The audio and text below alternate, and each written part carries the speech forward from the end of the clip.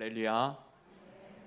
오늘은 특별히 그동안 보지 못했던 우리 성도님들 얼굴을 다시 뵙게 돼서 너무 반갑고, 또 그런 의미에서 우리 온 성도들이 함께 주님의 은혜와 사랑을 나누고 그 안에 하나 되어지는 이 거룩한 예식으로서 우리 성찬식이 준비되어져 있습니다. 또 세례식도 준비되어져 있고, 이런 세레모니들이 있기 때문에 말씀을 좀 짧게 나누고자 합니다. 우리 두 손을 들고 믿음으로 고백하십시다. 날마다 더하시는 주님을 찬양합니다. 오늘도 더하실 주님을 기대합니다. 주께서 더하시는 복된 삶을 살겠습니다. 옆에 분들 정말 오랜만에 만난 분들도 계시는데 진심으로 축복하십시다. 더하시는 축복의 주인공 되십시오. 더하시는 축복의 주인공 되십시오. 우리가 믿는 우리의 아버지 되시는 하나님, 그분의 가장 기본적이고 근본적인 속성이요, 또 그분의 궁극적이고 충만한 속성이 있다면 그것이 무엇이겠어요? 요한일서 4장 8절에 말씀하신 것처럼 하나님은 사랑이심이라 그랬습니다. 그러니 우리가 믿고 신뢰하고 또 기대하고 의지할 수 있는 하나님이 바로 사랑이신 분이시기 때문에 우리가 그분을 즐거이 따를 수 있는 것이죠. 특별히 여러분, 하나님은 사랑이 많으신 분이시라는 것보다는 하나님은 사랑 그 자체이시다라는 사실을 여러분 아시기를 바랍니다. 그분의 창조, 또 그분의 구속에, 또 성육신과 십자가 지심과, 또 우리의 회복과, 더 나아가서는 치유와 놀라운 기적의 역사들은 다 하나님의 사랑하심의 증거들이고, 또 그 하나님의 행하신 모든 일들의 동의는 하나님의 속성에 따른 사랑의 결과의 모습들이라는 것입니다. 그 사랑이 여러분 우리를 존재하게 하였다는 것을 아시기를 바랍니다. 하나님의 사랑의 결과물이 우리라는 것을 여러분 기억하시기를 바랍니다. 내가 이 땅에 존재하는 것, 우연히 있는 것도 아니고 어떤 다른 목적에 의하여서 내가 있는 것이 아닙니다. 하나님의 사랑의 결과물이 곧 내 존재요, 또 나를 죽은 자 가운데서 살리심도 하나님의 사랑의 은혜의 결과입니다. 그 사랑이 우리를 변화시키시고 우리를 영광스러운 삶의 자리에 이르게 하신다는 사실을 아시기를 바랍니다. 그러니까 우리가 하나님을 믿는다는 것은 결국 나를 향한 하나님의 사랑을 신뢰한다는 것입니다. 오늘도 여러분 이 말씀을 통해서 여러분들이 분명히 깨닫고 돌아갈 수 있기를 바랍니다.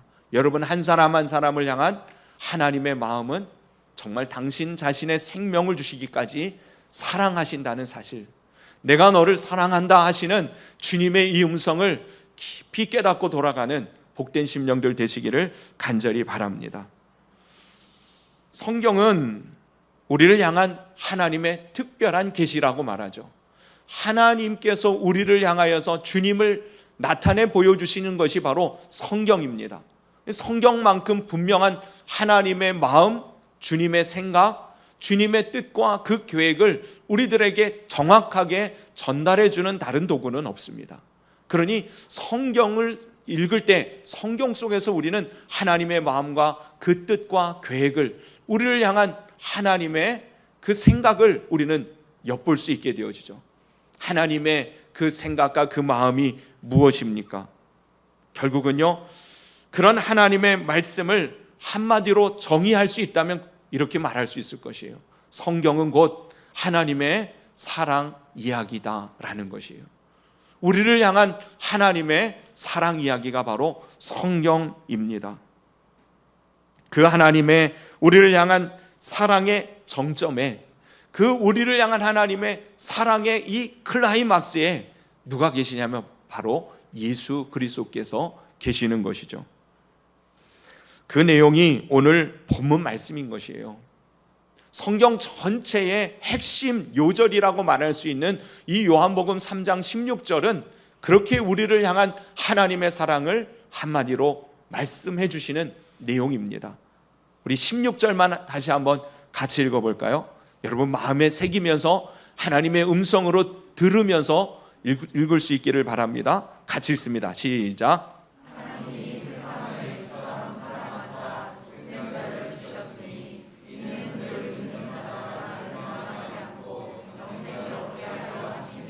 아멘. 하나님께서 우리를, 이 세상을 이처럼 사랑하셨다고 하셨을 때에 이처럼이 어떤 모습을 말씀하고 있습니까? 독생자를 주시기까지, 하나님 아버지께서 독생자를 보내시기까지, 또 예수 그리스도께서 독생자로 이 땅에 인간의 피조물에 천하고 나약한 연약한 육신을 입고 오시기까지 우리를 위하여 창조주 만왕의 왕이신 하나님이 멸시와 천대와 고난과 핍박을 기뻐 받으시기까지, 여러분 이처럼 주님이 우리를 사랑하신다는 사실을 믿으시기를 바랍니다. 믿는 자들에게는 심판이 아니라 이제는 구원이 주어진다라고 말씀하십니다. 이 구원에 이르고 은혜와 복된 영광스러운 삶은 바로 이 주님이 우리를 사랑하신다는 이 말씀을 믿을 때에 주어진다는 사실이에요. 지금 내가 처한 상황이, 내가 맞닥뜨리고 있는 이 문제들과 환경들과 이 형편이 주님의 사랑을 막아설 수 없는 것이에요. 내가 믿지 못하고 신뢰하지 못하고 금성의 귀를 기울이지 못하는 것이 문제이지, 여러분 상황이 하나님의 사랑을 가로막지 못합니다. 우리의 처해져 있는 환경이나 여건이 주님이 우리를 향한 사랑을 가리울 수 없습니다. 우리가 어느 자리에 있든지 하나님이 우리를 향한 사랑은 변치 않습니다. 그 사랑을 믿는 자에게는 무엇이 주어집니까? 그 사랑의 기적이 주어지는 거예요. 죽은 자가 살아나는 것 기적이죠. 나사로가 죽었다가 살아난 것 때문에 그 기적으로 인하여 많은 사람들이 예수님을 믿게 되고 하나님께 영광을 올리게 되어졌는데요. 여러분 우리가 그 주인공 아닙니까? 우리는 본래 죽은 자들이었습니다. 그런데 예수님의 사랑이 우리를 죽은 자 가운데 불러 일으켜 하나님의 새 생명을 덧입게 해주신 것 아닙니까? 오늘 이렇게 주님을 마음껏 아버지라 부르며 찬송할 수 있는 이 은혜가 바로 주님의 예수 그리스도의 사랑의 기적의 모습들 아니겠습니까? 주님의 사랑이 기적을 만들어내는 것입니다. 주님께서는 우리에게 다른 것 아니라 한 가지만 요구하시는 것이죠. 내 사랑을 네가 믿느냐는 것이에요. 네가 믿느냐? 그러하면 하나님의 영광을 보리라. 여러분 성경에 나와 있는 많은 병자들이 예수님을 만나고 기적을 체험하고 치유와 회복을, 구원을 경험하게 되어지는 모든 순간 속에서 저들은 이런 고백을 드리죠. 그렇습니다. 주님은 그리스도시요 다윗의 자손이요 하나님의 아들이심을 믿습니다. 여러분 그 믿음을 고백할 때에 사랑의 기적이 열매로 우리의 삶 가운데 나타나게 되어져 있습니다. 이 사랑을 경험하지 못하고 실감하지 못하며 살아간다면 우리는 신앙생활을 어긋나게 하고 있는 것이에요. 여러분 온전한 바른 그리고 복된 참된 신앙은 하나님의 사랑을 실감하며 경험하며 살아가는 것인 줄로 압니다. 하나님이 우리를 향한 법을 말씀하시기를 뭐라고 하셨어요? 야 너네 주일 빠지지 마. 헌금 예물 열심히 드려. 주어진 직분을 따라 봉사 섬김의 일 잘해. 그게 하나님이 우리를 향한 명령이고 법이 아닙니다.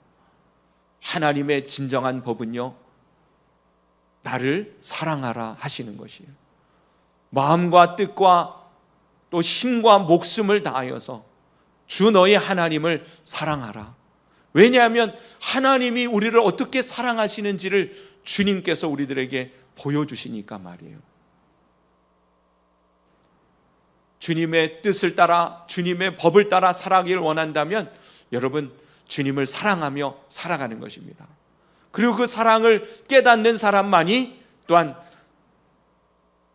내 이웃을 내 몸과 같이 사랑하라 하신 이 최고의 법을 또한 이루어 갈 수 있는 것이죠. 저는 오늘 여러분들이 주님 앞에서 다른 건 몰라도 다시 한번 하나님의 그 사랑의 음성을 듣고 그 사랑하심을 다시금 깨닫는 은혜가 저와 여러분 가운데 임하는 이 귀한 시간 될 수 있기를 간절히 바랍니다. 특별히 여러분, 주님의 그 사랑을 믿으시기를 바랍니다. 그 사랑이 나를 살리셨고, 그 사랑이 나를 고치시고, 그 사랑이 나를 온전케 하여 주심을 믿으시기를 바랍니다. 우리의 인생에 소망이 어디 있습니까? 우리의 삶의 구원이 어디로부터 오겠어요? 여러분, 주님의 사랑이 우리를 살리시는 것이에요.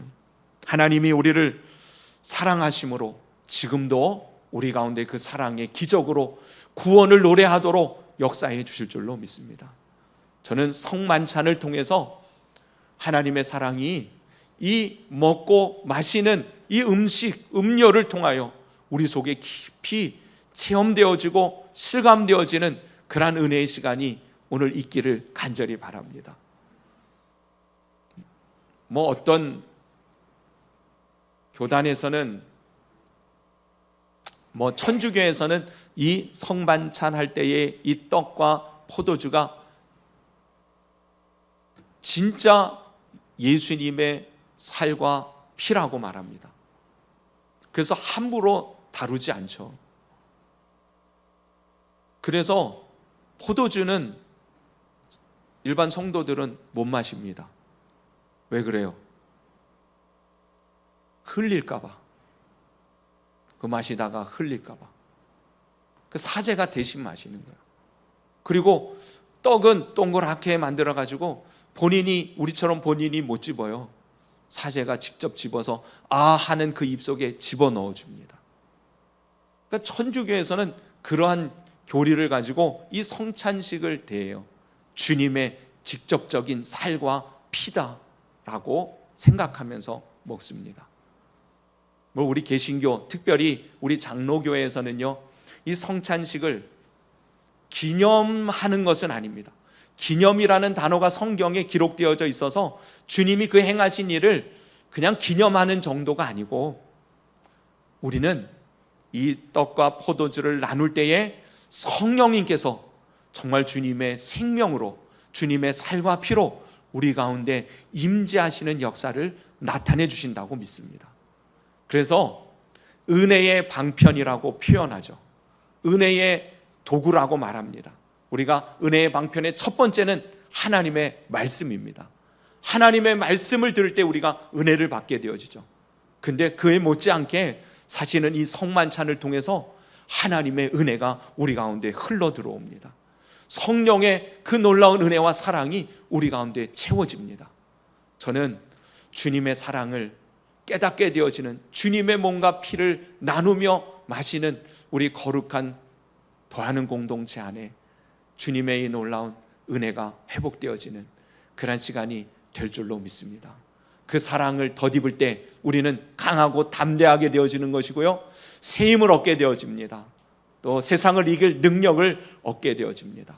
주님 앞에 거룩하고 구별되어진 온전한 삶을 살아갈 은혜를 덧입게 되어집니다.